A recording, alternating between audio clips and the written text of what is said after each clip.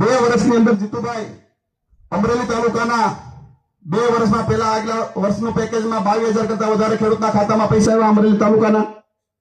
આ વર્ષે તમે જે ખેડૂતમાં માટે નિર્ણય કર્યો સરકારમાં 27,000 ખેડૂતના ખાતામાં ફોર્મ ભરેને 15મા દિવસે પૈસા જમા થાય એનું નામ કૃષિ મંત્રી તરીકે જીતુભાઈ વાઘાણીને આપણે અભિનંદન આપવા પડે. કારણ કે પરિસ્થિતિને જોઈ છે.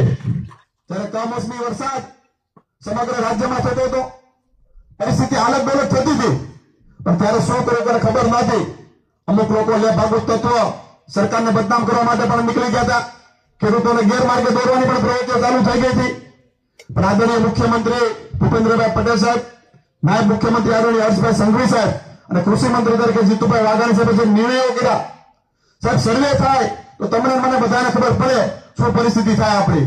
કોઈ પણ પ્રકારનું સર્વે કર્યા વગર માનનીય કૃષિ મંત્રી દ્વારા નિર્ણય કરવામાં આવે સરકારમાં, એક પણ ખેડૂતના ખેતરમાં આપણે સર્વે નથી કરવાનું. સમગ્ર રાજ્યના ખેડૂતો માટે સરકાર નિર્ણય કરે અને 10,000 કરોડનું પેકેજ આપવામાં આવે, એનું નામ છે જીતુભાઈ વાઘાણી. આ પણ આપણે સ્વીકારવું પડે. બધાના ખાતામાં પૈસા જમા થઈ ગયા, હું શું વાત કરો થઈ ગયા હોય તો કોઈ સર્વે કરવા આવ્યા હતા ને સાહેબ? અમારે તો આગલા વર્ષનું પેકેજ એવું હતું. અમારે અમરેલી તાલુકામાં લગભગ 30-35 વર્ષે ખેડૂતના ખાતામાં સીધા પૈસા આવ્યા છે. બરોબર ને? પાકું ને? તો ખોખારો મારીને જીતુભાઈને બતાવો તાળીઓને.